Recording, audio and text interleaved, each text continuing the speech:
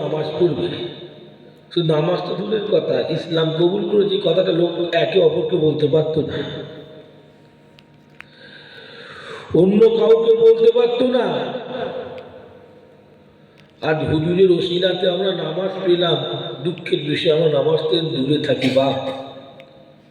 কিন্তু মনে রেখো, জান্নাতে যেতে গেলে তোমার নামাজ লাগবে, কবরে শান্তি পেতে গেলে তোমার নামাজ লাগবে। আল্লাহ পাকের দরবারে বান্দাকে প্রথম প্রশ্ন করা হবে আমলের বিষয়ে, বান্দা কেমন নামাজ পড়েছ। আমাদের আয়েশা সিদ্দিকা রাদিয়াল্লাহু তাআলা আনহা বলেন, হুজুর পাক সাল্লাল্লাহু আলাইহি ওয়াসাল্লামের শরীরটা এত অসুস্থ, হুজুর পাক উঠে দাঁড়াতে পারছিলেন না। হুজুর পাকের জবানটা, হুজুর পাক উঠে দাঁড়াতে পারছিলেন না, হুজুর পাকের জবানে কথাগুলো জড়িয়ে যাচ্ছিল। আম্মাজান বললেন, ওই টাইমে দেখলাম হুজুর পাক সাল্লাল্লাহু আলাইহি ওয়াসাল্লাম আমাকে ডাকলেন ইশারা করে। আমি আয়েশা হুজুর পাকের কাছে গেলাম, দেখলাম হুজুর পাকের শরীরটা খুবই খারাপ। হুজুর পাক ইশারা করে বললেন, আমি গোসলখানায় যাব। আম্মাজান বললেন, আমি আয়েশা সিদ্দিকা রাদিয়াল্লাহু তাআলা আনহা, আম্মাজান বললেন, আমি হুজুর পাকে জাগিয়ে হুজুর পাকের হাত মুবারকটা আমি আয়েশা আমার কাঁধের উপর রাখলাম। দেখলাম আমার নবীর শরীরটা এত খারাপ, এত অসুস্থ,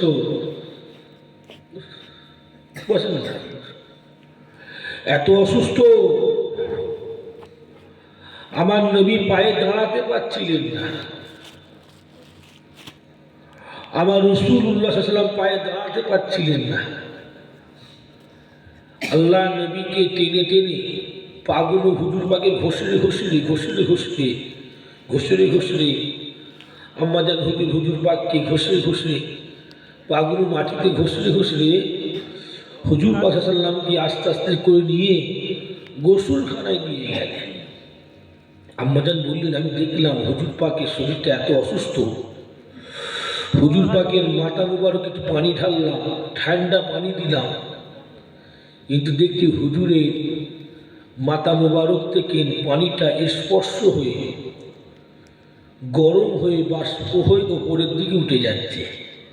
আহা, মুসলমানের ছেলেরা, নওজোয়ান তরুণীরা,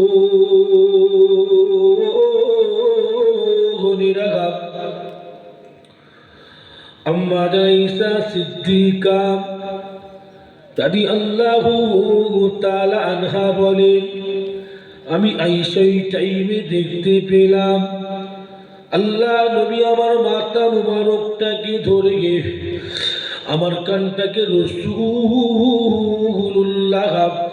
সাল্লাল্লাহু আলাইহি ওয়াসাল্লাম উনার ঠোঁটের কাছে নিয়ে গেল। আল্লাহ নবী এত অসুস্থ হওয়া সত্ত্বে আল্লাহ নবী, আমি আয়েশা আমার কানের কাছে বলেছিল, জড়তা জবানেতে নবী আমার বলেছিল, ও বিবি আয়েশা, আপনি আমার উম্মতি দেখারে নামাজের কথা বলবেন, আপনি আমার উম্মতি দেখারে নামাজ পড়ার কথা বলবেন, কেননা নামাজ পড়ার কারণেতে আমি রাসূলুল্লাহ সাল্লাল্লাহু আলাইহি ওয়াসাল্লাম কিয়ামতের ময়দানেতে আমি আমার উম্মতিকে ডেকে চিনতে পেরে যাব।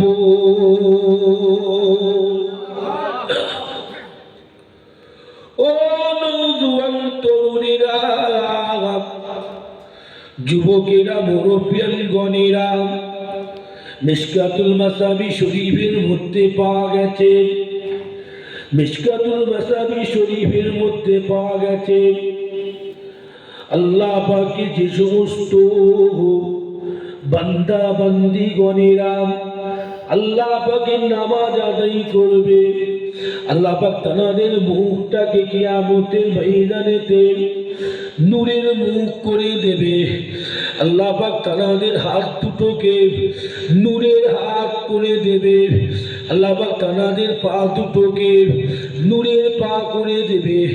যার জন্য যার তরে আল্লাহ নবী দূর জাহানের বাদশাহ হাবিবুল্লাহ সাল্লাল্লাহু আলাইহি ওয়াসাল্লাম কিয়ামতের ময়দানে নূরের হাত নূরের পা নূরের মুখ দেখে আল্লাহ নবী নামাজীদের চিনতে পেরে আল্লাহ পাককে বলতে থাকবেন, আল্লাহ পাক এরা আমার উম্মত, আল্লাহ পাক এরা আমার উম্মত, আল্লাহ পাক এরা আমার উম্মত। আর আমার আল্লাহ বলে দেবে, নবী হাতটা ধরুন, জান্নাতে নিয়ে ওদের চলে যা।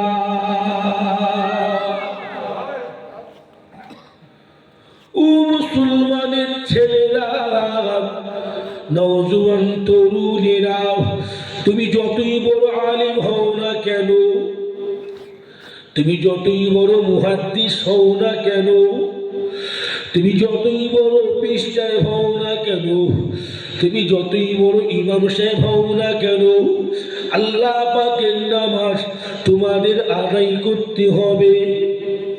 কেননা রাসূলুল্লাহ সাল্লাল্লাহু আলাইহি ওয়াসাল্লাম আমাদের জানিয়ে দিয়েছে, যদি কোনো বান্দা বান্দি গণেরা তারা তাদের মনের দোয়াগুলোকে, তারা তাদের নিয়ত গুলোকে আল্লাহ পাকের দরবারে কবুল করিয়ে নিতে চায়, ও আমার উম্মতিরা, তোমরা নামাজ আদায় করো।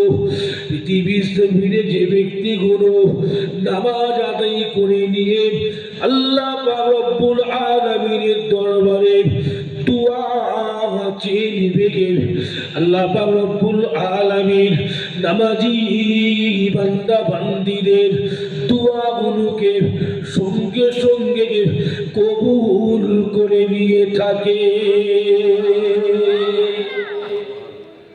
নামাজের আলোচনা এই জন্য প্রতি সবে ফজরের নামাজ হলো, তো ওই নামাজ নিয়ে দুই একটা কথা বলি, ওয়াজ আর কি করবো, কথা বুঝলে। কিন্তু হাদিস পাকে আছে, আফজালুল ইবাদতে ইবাদাতুস সালাত, আল্লাহ পাকের দরবারে সবথেকে বড় কোনো যদি ইবাদত থাকে, ওটার নাম হলো নামাজ। নামাজের চেয়ে বড় ইবাদত রবের কাছে কিচ্ছু নাই। সুতরাং বুখারী শরীফের ভেতরে আছে, দেখেন আল্লাহ কোরআনে এর আগে বলেছেন, লিয়াগফিরা লাকা আল্লাহু মা তাকাদ্দামা মিন যামবিকা ওয়া মা তাআখার। আল্লাহ তার আগে কোরআনে বলেছেন, জি আল্লাহ পাক কোরআন শরীফের মধ্যে বলেছেন, আমি আমার নবী মুহাম্মাদুর রাসূলুল্লাহ সাল্লাল্লাহু আলাইহি ওয়াসাল্লাম বান্দা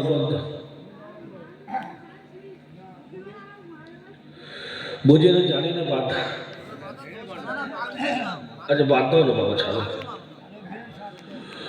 আল্লাহুম্মা সাল্লি আলা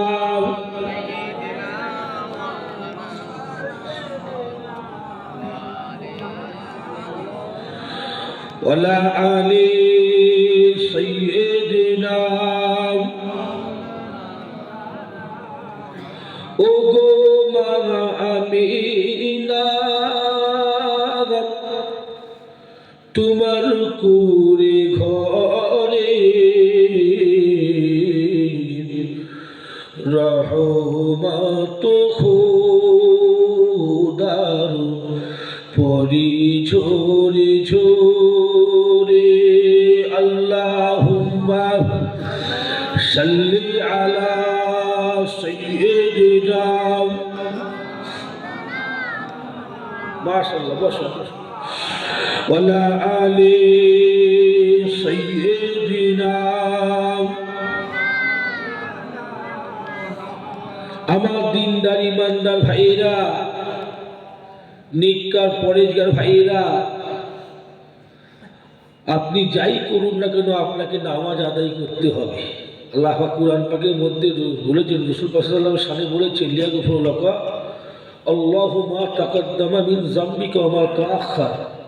নবী, আয় আমার হাবিব সাল্লাল্লাহু, আমি আল্লাহ আপনার জন্য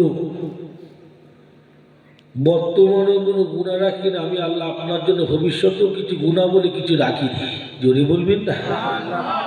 জোরে বলবেন না? আমার নবী বেগুনা মাসুম ছিলেন, হ্যাঁ কি না বলে? বর্তমানে কিছু মানুষের আলোচনা শুনি, দুঃখ লাগে, বলে আমার নবীও ভুল করেছিল, নবীরও গুনাহ ছিল। কথা বলি দুঃখ লাগে। কি করে বলে? কোরআনে আল্লাহ ডাইরেক্ট বলছে আমার নবীর কোনো গুনাহ নেই। কোরআনের চেয়ে বড় দলিল আর কিছু আছে? কোরআন শরীফের চেয়ে বড় দলিল কিছু আছে? কিছু দলিল এর চেয়ে বড় দলিল আল্লাহ জাবানের কথা কোরআনে লেখা হয়ে গেছে, ওটাকে বলে কোরআন। কথা বুঝলি? এটাকে বলে কোরআন। কোরআন এমন একটা কিতাব, এমন একটা কিতাব, আল্লাহ কোরআনই বলেছেন, আমি যদি পাহাড়ের ওপর কোরআনটা নাজিল করতাম পাহাড়টা ধ্বংস হয়ে যেত। কোরআন এমন একটা কিতাব, সেই 1450 বছর আগে লেখা হয়েছে, 1450 বছর কেটে গেছে। ওই কোরআনের মতো 30 পারা লেখা ধরে একটা সূরা পৃথিবীর কেউ লিখতে পারে না। লিখতে পেরেছে? হুজুর পাক যখন হুজুর পাক সাল্লাল্লাহু যখন কোরআনের আয়াত শোনাতেন মানুষকে, লোকেরা বলতো মুহাম্মদ সাল্লাল্লাহু আলাইহি ওয়াসাল্লাম কবিতা বলছে। আল্লাহ বলতো মুহাম্মদ সাল্লাল্লাহু আলাইহি ওয়াসাল্লাম, you need to challenge with them. Habib, আপনি ওদের সঙ্গে চ্যালেঞ্জ করুন চ্যালেঞ্জ। ওরা আপনাকে কবি বলছে, শায়ের বলছে আপনাকে। হুজুর পাক বললেন সূরা কাউসারটা লিখো, সাহাবাদের হুকুম দিলেন সূরা কাউসার। কোরআন শরীফের সবচেয়ে ছোট সূরা ওটা সূরা কাউসার, হ্যাঁ কি না বলেন না? ইন্না আতাইনাকাল কাউসার, 3টে লাইনের সূরা, হ্যাঁ কি না বলেন? আল্লাহ নেই বলে ওই সূরা কাউসারটা লিখে কাবা শরীফের দেয়ালে টাঙিয়ে দেন, আর মক্কা শরীফের কবিদের কাছে, মক্কার নেতাদের কাছে চ্যালেঞ্জ করে, এই কোরআনের সবচেয়ে ছোট সূরার মধ্যে একটা ছোট সূরা লিখে দেখাও, যদি মায়ের লাল থাকে। তোমরা তো বলছো এটা কবিতা, লিখে দেখাও। মক্কা শরীফের ছোট ছোট কবিগুলো প্রথম বলো 3টে লাইন, এই তো আমাদের জন্য সহজ ব্যাপার, কিন্তু পারল না। আরবের সে জামানার সবচেয়ে তাফসীর কাসিরে আছে, আরবের সে জামানার সবচেয়ে বড় কবি ছিলেন কবি লাবিদ বিন রাবিয়া। যেমন আমার দেশে একটা বড় কবির নাম বলে কবি নজরুল ইসলাম, বলে কি বলে না? আবার একটা কবি আছে কবি রবীন্দ্রনাথ টেগোর, আছে কি না? এরকম নাম আছে, আমার ছোটবেলায় পড়েছি। হ্যাঁ, বিদ্রোহী কবিকে নজরুল ইসলাম, হ্যাঁ কি না বলে পড়ি ছোটবেলায়। ওরকম আরবের সবচেয়ে বড় কবি ছিল সাইরুস সুয়ারা, যার লকাব ছিল কবি লাবিদ বিন রাবিয়া, কবিগুলোর সম্রাট যার লকাব ছিল। ওনার কাছে গেল, উনি বললো 3টে লাইনের ব্যাপার, ঠিক আছে লিখে দেবো। 1 সপ্তাহ পর লোকেরা আসলো, আপনি আরবের এত বড় কবি, আপনি আরবের এত বড় কবি, আপনি এই 3টে লাইনের মতো কিছু লিখতে পারলেন না? আরবের কবি লাবিদ বিন রাবিয়া মাথাটা হ্যাট করে আরবের অন্য কবিদের বলল, তোমরা ঠিকই বলেছো, আমি লিখে ফেলেছি, কিন্তু আমি তোমাদের এখন দেখাবো না। মুহাম্মদ সাল্লাল্লাহু আলাইহি ওয়াসাল্লাম যেমন কাবার দেয়ালে তার কোরআনের সূরা ঝুলিয়েছিল, আমিও ঝুলাবো। কিন্তু উনি তো লিখতে পারেন। লোকেরা ভেবেছে সত্যি লিখে ফেলেছে, হই করছে, মুহাম্মদ সাল্লাল্লাহু আলাইহি ওয়াসাল্লামকে ধরে ফেলেছি, তার মানে এতদিন পর নবী পাককে ধরে ফেলেছি। চতুর্দিকে হচ্ছে।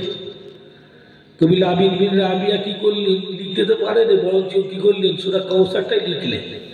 হুজুর পাক যে সূরাটা দিয়েছিলেন 3 লাইনে, ওই 3টে লাইনে সূরা লিখলেন, লিখে নিজে একটা নিজের কওল লিখলেন। সব লোক এসে, হাজার হাজার লোক এসে, নেতারা এসছে, হাই মুহাম্মদ সাল্লাল্লাহু আলাইহি ওয়াসাল্লাম কবিতা পড়তো, তার প্রমাণ আজকে হবে, হই এসে দেখছে কবি লাবিদ বিন রাবিয়া আমার নবী সূরা কাউসারটা লিখেছে, আর কৌসারের নিচে লিখেছে লাইসা হাযা মিন কালামিল বাসার, লাইসা হাযা মিন কালামিল বাসার। এই মক্কার লোকেরা শোনো, এই যে সূরা কাউসারটা দেখছো, এটা মানুষের কোনো কথা নয়, এটা অন্য কারো মুহাম্মাদের খোদার কথা। একবার জড়িয়ে বলবেন না সুবহানাল্লাহ। কথা বুঝলেন না? নওজোয়ান তরুণ, ওই জন্য বলছি যে কুরআন বলছে আমার নবীর কোনো গুনাহ নাই, যার পরিবর্তন হবে না, কিয়ামত পর্যন্ত হবে না। সেই কোরআনে বলতে আমার নবী মাসুম। কিছু কিছু মানুষ বলে ফেলে আমার নবী গুনাহ করছে, এগুলো ভুল কথা, বলা যাবে না, ইমানের খাতরায় সাজাবে। হুজুরের সামনে দাগ লাগালে ইমান চলে যাবে। হুজুর আমি আপনি এক নয়। মুসলমানের ছেলেরা, নওজোয়ান তরুণেরা, তুমি যাই না করো না কেন, তোমাকে আমাকে নামাজ আদায় করে নিতে হবে। বুখারী শরীফের মধ্যে পাওয়া গেছে আল্লাহ নবীর কোনো গুনাহ ছিল না, আল্লাহ নবী মাসুম ছিল, তা সত্ত্বেও রাসূলুল্লাহ সাল্লাল্লাহু আলাইহি ওয়াসাল্লাম এত নামাজ আদায় করত, আল্লাহ নবীর পায়ের তালুগুলো ফুলে যেত। আল্লাহ নবী এত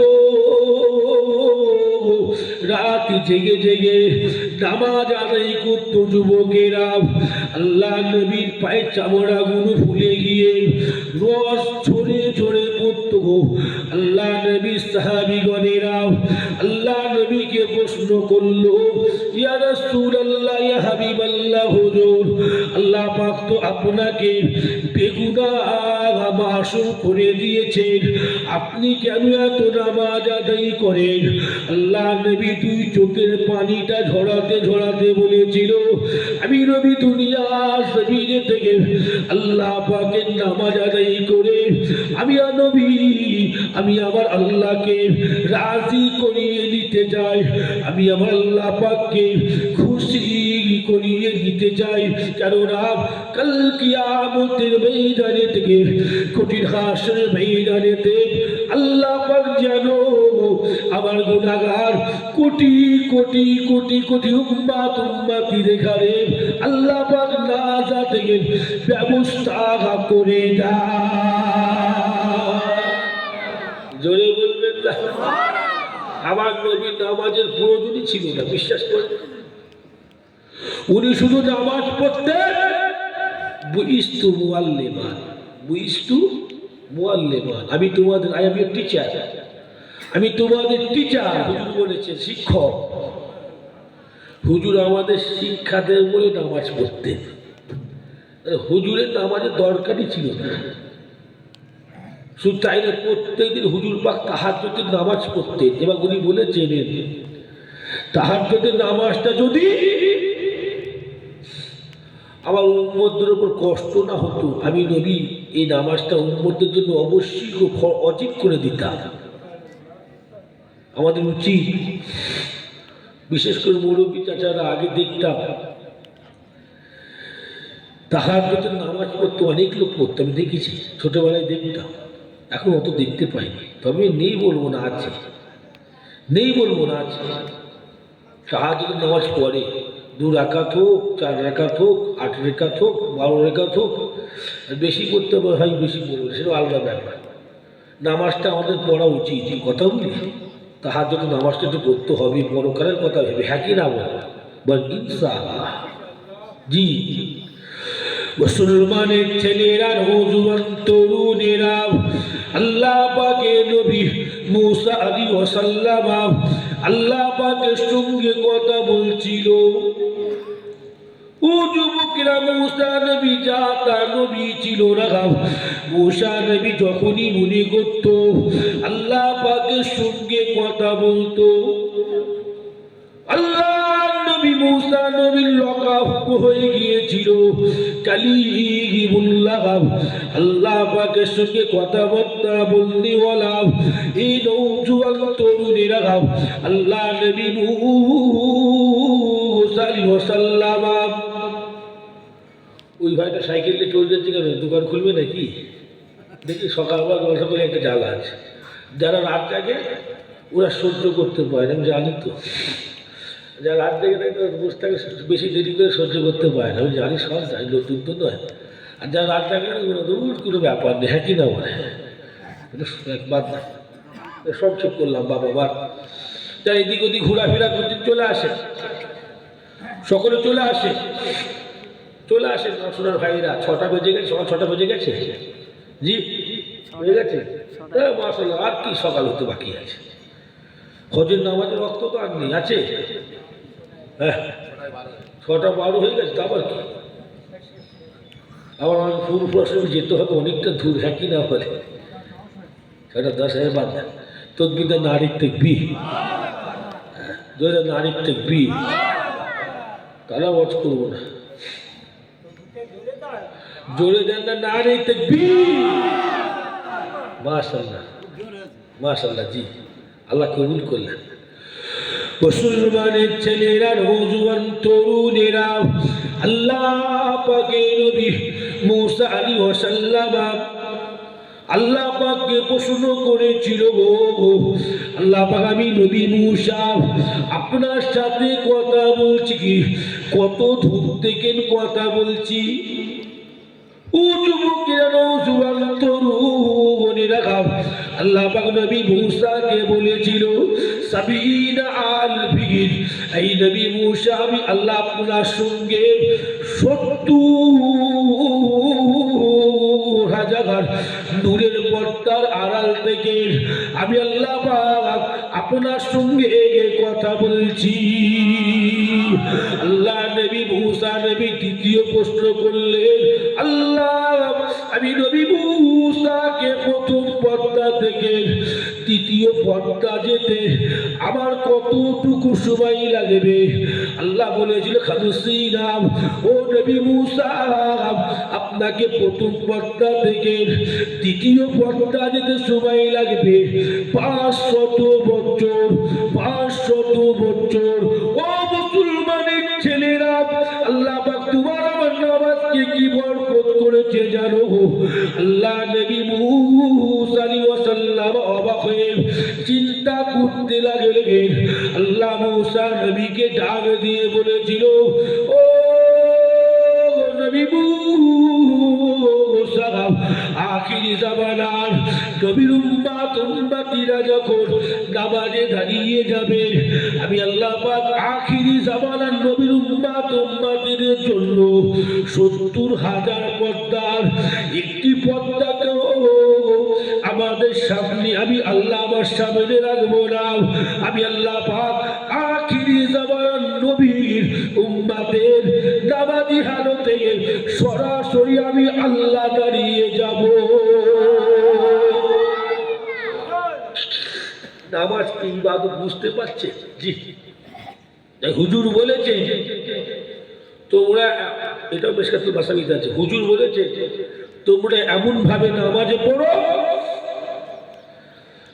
যেন তোমরা নামাজে আল্লাহকে দেখতে পাচ্ছ।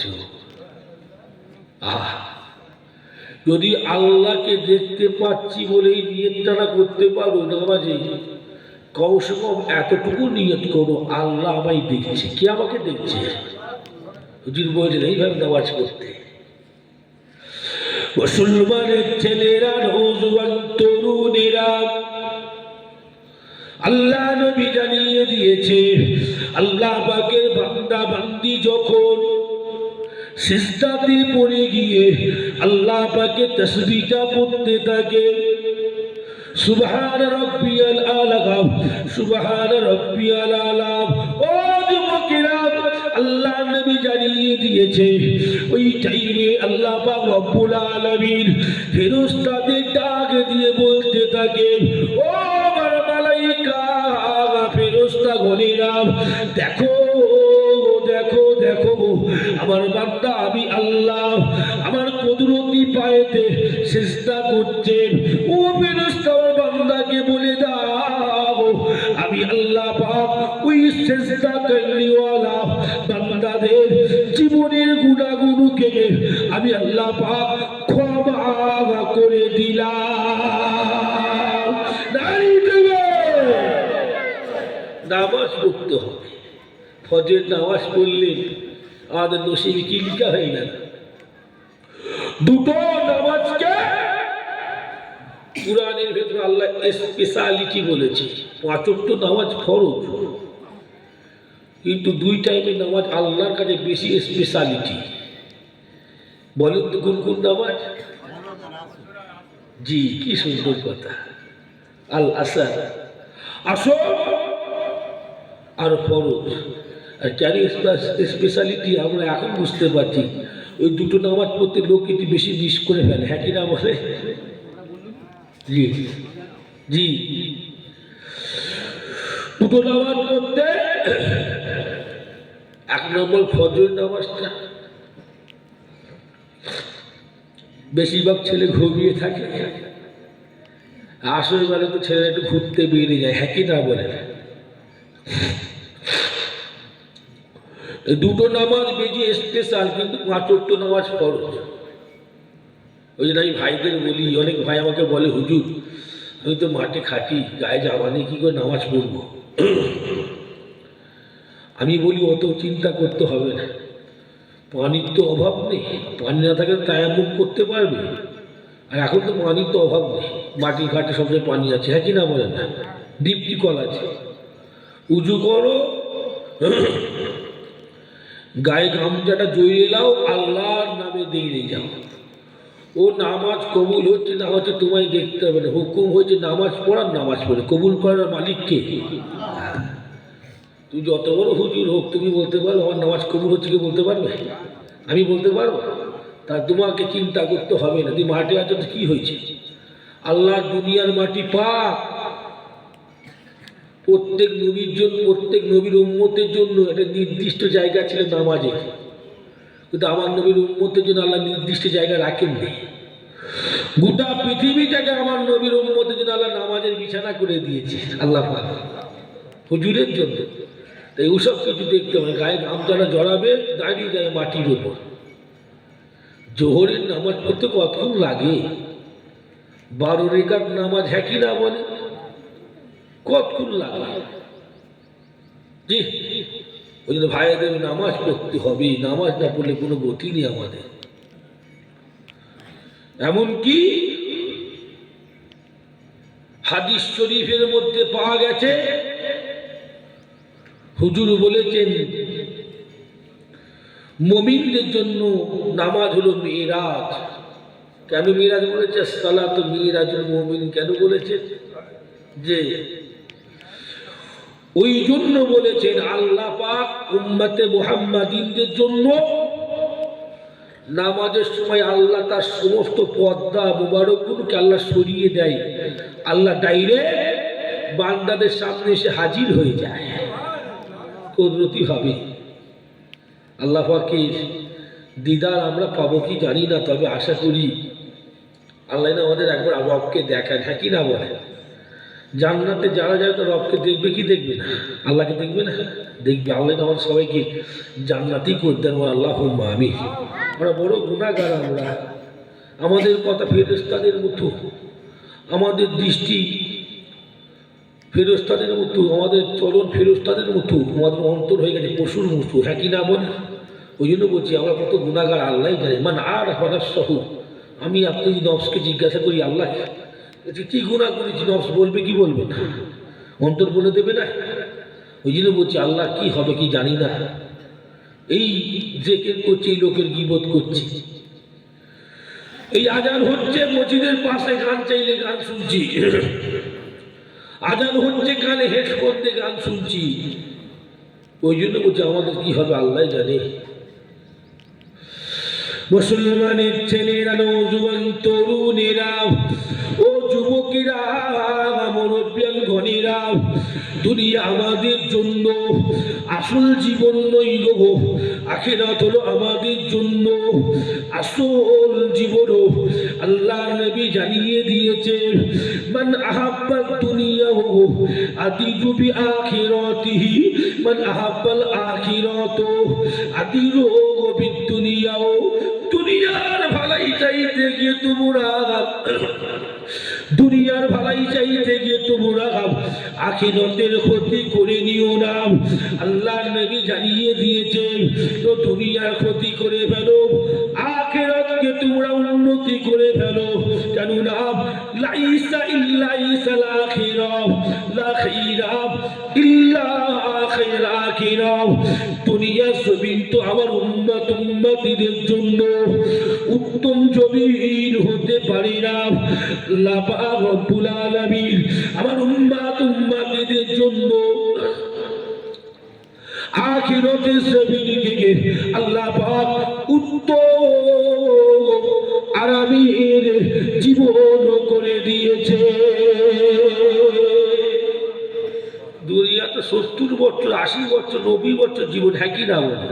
খন্দকের যুদ্ধের ময়দান যখন হচ্ছিল, তার আওয়াজ করা 6:30 বাজে, আর অনেক কথা আছে, আসে একটু দাঁড়িয়ে আর আলোচনা করবো না, আওয়াজ করছো হ্যাঁ সুবার সময় রুবার কথা তকবিরটা নারীর থাকবি, যেটা নারীর থাকবি, আরো অনেক কথা আছে, বাজ করতে সময় পাওয়া যাবে। একটু আসেন, দাঁড়িয়ে দাঁড়িয়ে হুজুরের স্থানে একটু সালামের তহবা বাড়তে দিই। ইয়া নবী সালামু